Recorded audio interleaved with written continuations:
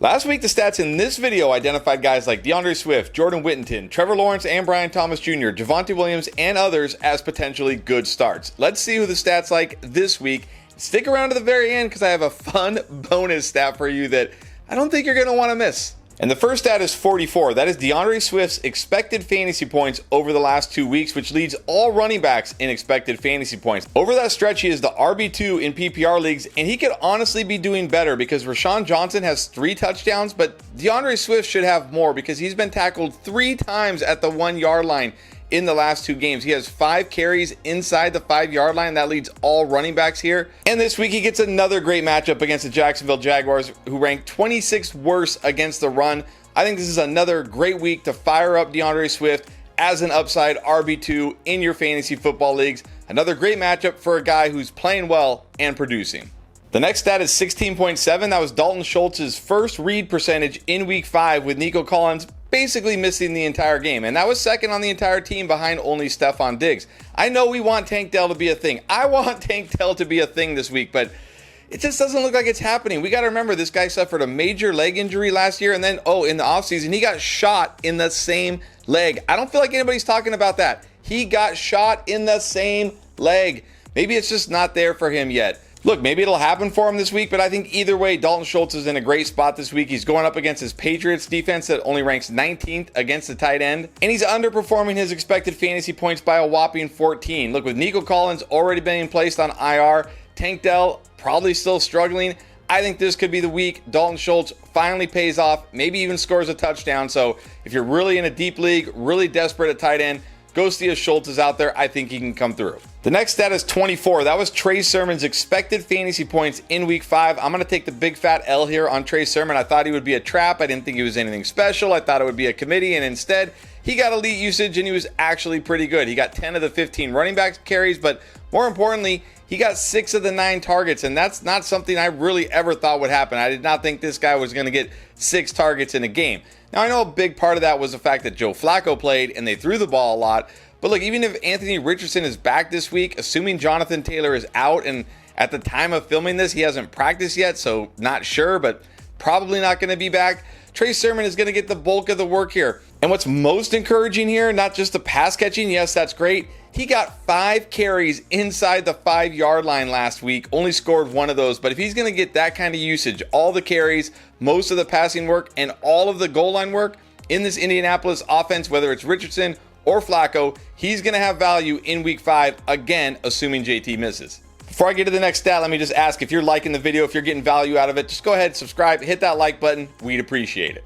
The next stat is 16.2. That was Rico Dowdle's expected fantasy points in week 5, which was 8th among all running backs. And over the last 2 weeks, he has 57% of the running back carries in this Dallas offense. I don't think people realize the takeover has happened. This is Rico Dowdle's backfield now. Zeke, nothing more than a guy who comes in and spells him when he needs a rest. Over the last 2 weeks, he ranks 7th among all running backs in carries, and he has the only goal line carry in this backfield. Now, I will say to temper expectations a little bit this week. He does get a tough matchup against the Detroit Lions, but look, he had a tough matchup last week and came through, tough matchup the week before and came through. Look, maybe he doesn't have the most upside this week, again, because of the matchup, but at worst, this guy is a low-end RB2 flex option in week 5. He's getting the bulk of the touches in this Dallas offense, and we know this Dallas offense is very fantasy friendly. So if for some reason Rico Dowdle is still on your waiver wire, you 100% have to pick him up. And if you got him and you need an RB2 this week, you could do a lot worse than Rico Dowdle. Next stat is 31.1. That is Jakobi Meyers' target share the last 2 games that Davante Adams has missed with his hamstring injury.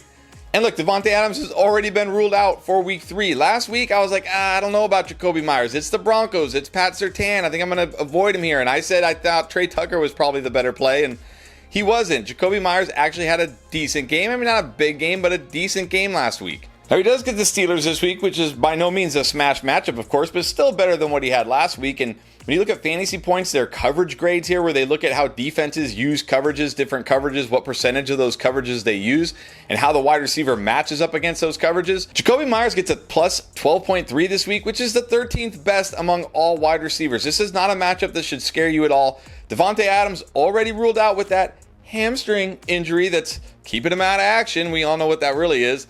But look, Jakobi Meyers is in a great spot here. I don't care that it's Aiden O'Connell at QB. He's going to get all the targets, and on volume alone, he should at least be a solid flex play in all formats. The next stat is 17.9. That is Zach Ertz's target share this season, which is 8th most among all running backs. Now, he's coming off a dud of a game last week, only 10 yards, but he did have 8 targets in that game.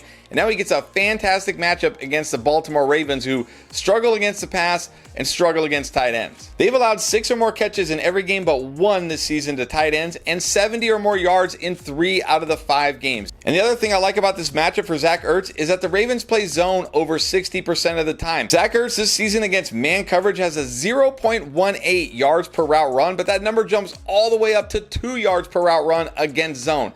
This is a great bounce back spot for Zach Ertz. He's still widely available on a ton of waiver wires. If you're desperate at tight end, you could do much worse than Zach Ertz this week. Now, not all of these stats are going to pay off, but I know one stat that is going to pay off, and that is Joe Burrow's underdog line of 0.5 yards. That's right. If you're new to underdog and you haven't tried it yet, you're going to get this Joe Burrow customer special. He just needs a yard. I don't care what kind of stats you throw out. He can do that.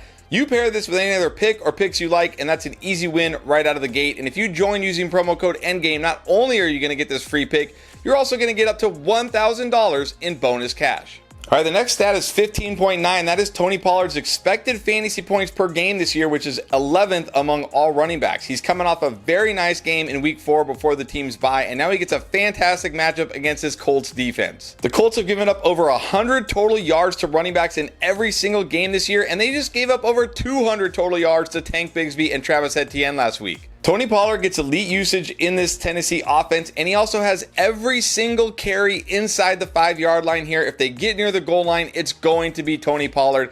There's no reason he can't exploit this fantastic matchup against the Colts. He's got a chance for another strong performance this week and is a high upside RB2. The next stat you need to know is 63, and that is the combined ranking of the defenses Breece Hall and Bijan Robinson are going to face this week. And if you're mathematically challenged, that's last and second to last in the entire NFL.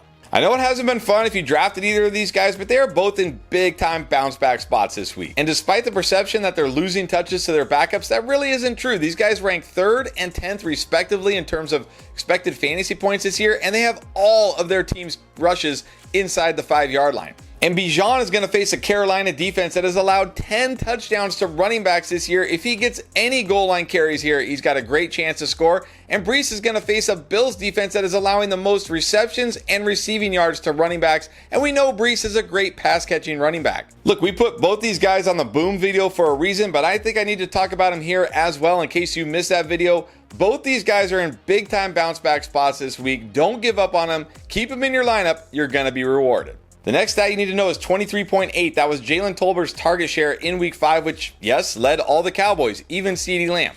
He also tied for the team lead in first read percentage, had a massive 40.7 air yard share, and had the only end zone target. What changed? Well, Brandon Cooks out, of course, and this has opened things up for Jalen Tolbert, a guy that was left for dead, right? The last 2 years did nothing as a rookie, nothing as a sophomore, left for dead. Maybe we are finally seeing that year 3 breakout, but what I really like, why I really think it could happen is not because Brandon Cooks is vacating so many targets, but Brandon Cooks is vacating a lot of air yards. Those air yards have to go somewhere, and sure, they're going to go to CeeDee Lamb, and they're going to go to Jake Ferguson, but Jalen Tolbert is going to be the big play threat in this offense, but he can also do so much more. I really do think we're going to see a year 3 breakout from Jalen Tolbert. This is a guy that 100%, if he is still sitting on your waiver wire and you have any room at all, you need to go get him now. And then I promised you a bonus stat. Here you go. That number is 23. That is the amount of lawsuits Deshaun Watson has settled since he was traded to the Cleveland Browns. Over that span, he has 19 touchdowns. Well done, Browns.